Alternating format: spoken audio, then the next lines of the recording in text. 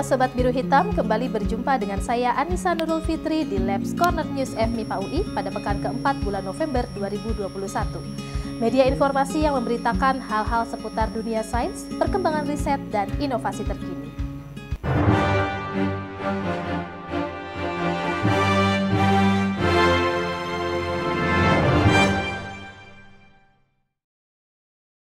Menemani Anda pada pekan ini, redaksi Labs Corner News FMIPA UI akan menyajikan beberapa tajuk berita penting untuk Anda. FMIPA UI mencetak sejarah baru dengan meluluskan seorang doktor pertama dari program studi Pasca Sarjana Ilmu Fisika. Selanjutnya, terjadinya fenomena gerhana bulan langka yang terjadi 18 tahun sekali, dan FMIPA UI telah mendapatkan dekan baru untuk memimpin FMIPA UI pada periode 2021-2025. Untuk lebih lengkapnya, mari kita simak berita yang pertama.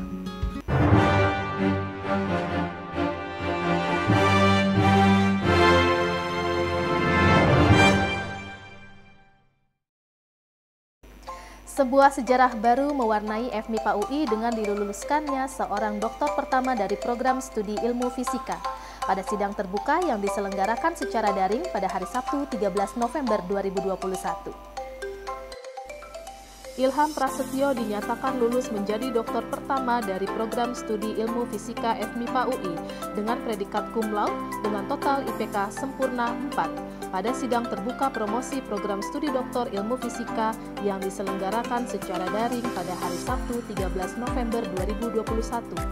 Keberhasilan Ilham Prasetyo tak lepas dari bimbingan dari promotor, yakni Profesor Dr. Anto Sulaksono dan kopromotor Handika Satrio Ramadan PhD. Di hadapan para penguji, ia memaparkan hasil penelitiannya tentang efek dari penggabungan gravitasi dengan materi kuantum di bidang neutron dan objek-objek kompak serta ultrakompak lainnya. Profesor Dr. Tek Joko Triyono MSI selaku Wakil Dekan Bidang Pendidikan, Penelitian dan Kemahasiswaan FMIPA UI mengapresiasi lulusan prodi teranyar tingkat pascasarjana di FMIPA UI ini. Menurutnya, pencapaian Dr. Ilham Prasetyo adalah bukti bahwa dengan pengalaman mengelola program S1 Fisika sejak 1961 dan program S2 Fisika sejak 1990, FMIPA UI berhasil menyelenggarakan program pembelajaran yang mengintegrasikan pendidikan dan riset melalui kurikulum berbasis riset yang berkualitas. Penelitian saya berjudul Modifikasi Gravitasi pada Objek Kompak dan Ultrakompak yang bahasa awamnya adalah mengintip isi dari teori kuantum gravitasi melalui bintang neutron. Latar belakangnya adalah sebagai berikut. Material dalam bintang neutron itu memiliki sifat yang sama dengan inti atom, sehingga sifatnya kuantum, tetapi massa bintang neutron sangat masif, sehingga teori relativitas umum haruslah terlibat. Maka kami, yaitu saya dan kedua pembimbing saya, berusaha melihat kira-kira apa sih yang terjadi saat teori kuantum dan relativitas umum bersentuhan di bintang neutron. Semenjak 2017, gelombang gravitasi telah dideteksi secara eksperimen oleh LIGO Collaboration. Ini membuka banyak sekali peluang untuk memverifikasi berbagai hal. Contohnya, apakah ada objek kompak lain selain bintang neutron seperti bintang quark atau objek ultrakompak lainnya. Adanya kemungkinan benda kompak selain bintang neutron dan katai putih bisa dideteksi dari keberadaan echo gelombang gravitasi yang dideteksi LIGO. Jadi saat ada dua buah bintang neutron bergabung, hasil akhirnya bisa berupa lubang hitam atau objek lain. Nah, lubang hitam tidak memunculkan echo, sedangkan objek lain yang dinamakan objek ultrakompak akan memunculkan echo. Meskipun data-data yang ada saat ini belum mendeteksi echo, di masa depan kemungkinannya tidak nol. Selain itu, LIGO dapat memverifikasi kebenaran berbagai teori modifikasi gravitasi, yang mana muncul sebagai jawaban berbagai problem di fisika. Contohnya adalah materi gelap, energi gelap, singularitas pada ledakan besar atau Big Bang, atau mengenai lubang hitam. Menariknya, LIGO pernah mendeteksi objek dengan massa 2,6 massa matahari yang terlalu berat untuk ukuran bintang neutron tetapi terlalu ringan untuk lubang hitam. Di sini banyak fisikawan menggunakan modifikasi gravitasi untuk mempertanyakan apakah objek tersebut lubang hitam atau bukan. Kami di sini mengikuti jejak fisikawan tersebut. Jadi, riset kami terdiri dari dua bagian yang berbeda, dibedakan dengan teori modifikasi gravitasinya. Bagian pertama, kami mempelajari efek dari memasukkan persamaan keadaan objek ultrakompak pada teori gravitasi klasik pada cabang negatif, di mana persamaannya yang kembali ke persamaan Planck di relativitas umum atau JR di limit tertentu. Kemudian kegunaannya adalah untuk mengecek apakah gravitasi semi klasik memprediksi objek ultra kompak, sehingga dia mungkin berbeda dengan relativitas umum.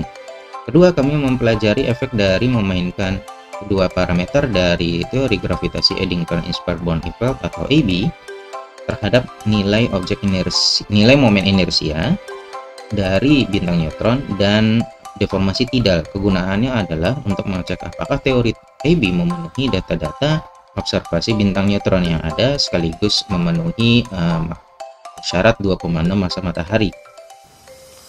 Ya, rasa syukur dan apresiasi saya terhadap lulusan pertama Prodi S3 Fisika.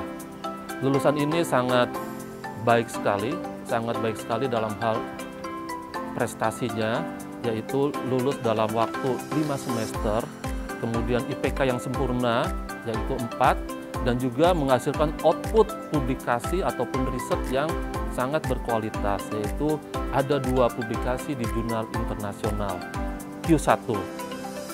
Hal ini membuktikan bahwa program S3 Fisika berhasil dalam menjalankan jalur riset ataupun by riset yang sudah dirintis oleh program S2 Fisika, yaitu pada tahun 2016, kemudian program S3 Fisika pada tahun 2017.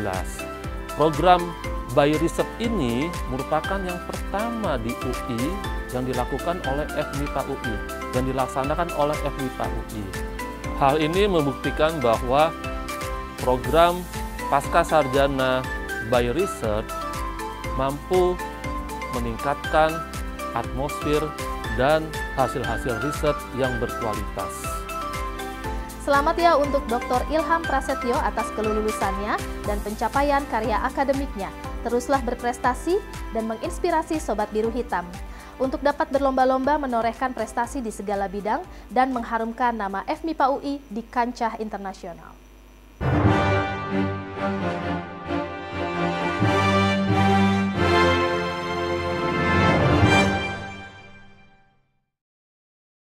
Pada hari Jumat 19 November 2021, sebagian wilayah Indonesia dan beberapa belahan bumi lain dapat menyaksikan gerhana bulan langka yang hanya muncul pada kisaran 18 tahun sekali.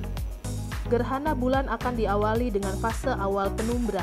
Hal ini terjadi diperkirakan akan dimulai pada pukul 13.00 waktu Indonesia Barat. Selanjutnya adalah fase awal sebagian yang diperkirakan terjadi pukul 14.18 waktu Indonesia Barat. Kedua fase ini tidak akan terlihat di seluruh Indonesia. Sementara itu, fase puncak gerhana bulan diperkirakan terjadi pada 16.02 waktu Indonesia Barat. Untuk wilayah yang bisa menyaksikan fase puncak antara lain Provinsi Papua Barat, kecuali Kabupaten Kepulauan Raja Ampat, Provinsi Papua, dan sebagian Provinsi Maluku. Gerhana bulan itu terjadi ketika posisinya itu matahari, bumi, terus bulan gitu ya. Nah, jadi itu cahaya, harusnya kan biasanya bulan menerima cahaya matahari langsung. Nah, ketika kebetulan bumi ketika dia beredar melalui matahari, nah bumi pas di antara matahari dan bulan gitu. Nah, ketika itu cahaya matahari jadi terhalang oleh bumi. Nah, matahari terhalang oleh bumi, nah akibatnya bulan tidak menerima cahaya matahari gitu. Bisa tidak menerima semua yang biasanya kita sebut gerhana bulan total gitu, atau terhalang sebagian gitu. Jadi masih ada cahaya matahari yang sampai ke bulan gitu. Sebagian lagi terhalang oleh bumi. Nah, itu kita sebut gerhana bulan sebagian. Itu sebetulnya lintasan bumi sama bulan kan kita bilang saling berpotongan gitu ya. Nah, tapi nah itu seberapa lama itu gerhana bulan terjadi, nah itu juga seberapa lama itu lintasannya itu bisa istilahnya ya, bisa ketemu gitu, bersinggungan gitu. Kalau waktu singgungnya singkat, ya gerhana bulannya singkat gitu. Tapi bisa aja kan, misalnya garis edar bulan sama matahari sama bumi itu hampir berhimpit misalnya. Nah, itu bisa menghasilkan gerhana bulan yang lebih lama gitu.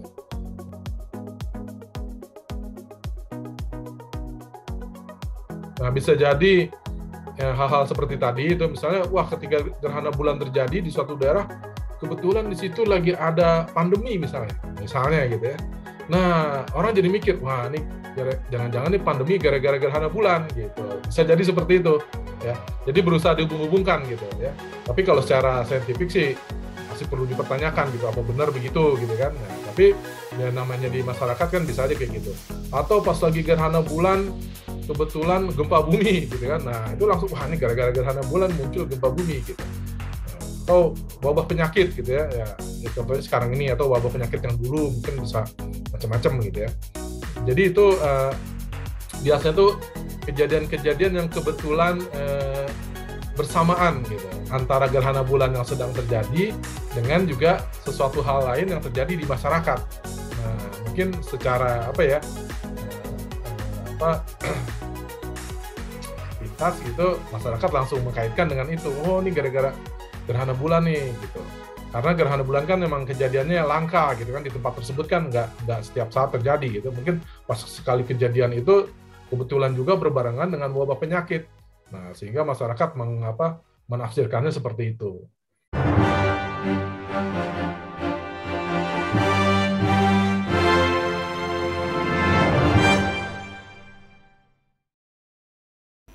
Rangkaian alur proses pemilihan calon dekan di lingkungan FMIPA UI telah selesai sudah pada hari Kamis 18 November 2021 dengan ditandai diumumkannya hasil akhir asesmen yang diikuti oleh 5 calon dekan FMIPA UI.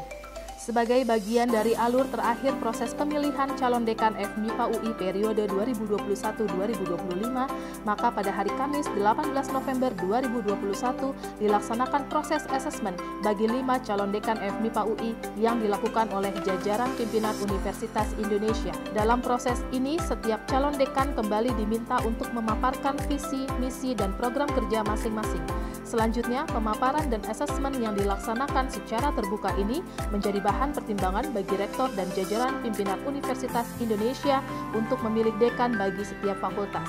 Dan dalam proses asesmen bagi 5 calon dekan FMIPA UI tersebut, rektor dan pimpinan UI memutuskan Profesor Dr. Yoki Yulizar MSc sebagai dekan FMIPA UI untuk periode 2021-2025. Saya selaku Ketua PSCD FMIPA UI mewakili rekan-rekan dalam tim PSCD FMIPA UI mengucapkan selamat kepada Profesor Dr. Yoki Yulizar yang telah terpilih menjadi dekan FMIPA UI. Saya Eko Kusratmoko selaku Ketua Senat Akademik Fakultas MIPA mengucapkan selamat atas terpilihnya Profesor Dr. Yoki Yulizar, Master of Science sebagai dekan baru FMIPA UI.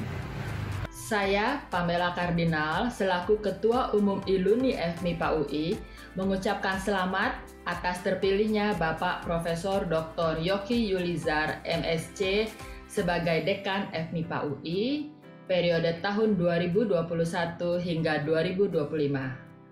Semoga FMIPA UI dapat menjadi pusat sains dan terapan yang bermartabat, inovatif, inklusif, mandiri, dan unggul di Asia Tenggara. Assalamualaikum warahmatullahi wabarakatuh. Saya Bintang Mahasiswahan mewakili BEM FMIPA UI 2021 mengucapkan selamat kepada Prof. Yoki Yulizar sebagai dekan terpilih FMIPA UI periode 2021-2025. Semoga FMIPA UI dapat terus maju dan tumbuh bersama warganya. Jayalah FMIPA UI. Saya Gabriel sebagai perwakilan dari Badan Perwakilan Mahasiswa FMIPA UI 2021 mewakili seluruh rekan-rekan IKM FMIPA UI mengucapkan profisial selamat atas terpilihnya Bapak Profesor Yoki Yulizar sebagai dekan baru FMIPA UI. Semoga kita bersama dapat membangun sinergi berkelanjutan untuk memajukan FMIPA UI. Selamat kami ucapkan atas terpilihnya Profesor Dr. Yoki Yulizar MSc sebagai dekan FMIPA UI periode 2021-2025. Semoga dengan kepemimpinan yang baru ini FMIPA UI semakin maju, menghasilkan karya-karya yang luar biasa dan memiliki posisi yang semakin kuat di panggung dunia.